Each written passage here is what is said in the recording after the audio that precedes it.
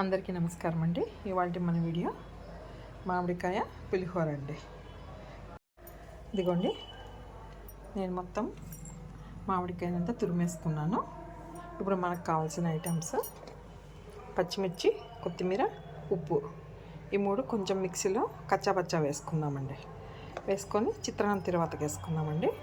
ఇదిగోండి, అన్నం మనము మామిడికాయ వేసి పెట్టుకున్నాం కదా, మగ్గిపోయింది చూడండి. కలర్ చేంజ్ అవుతుందండి మామిడికాయ మగ్గిన తర్వాత.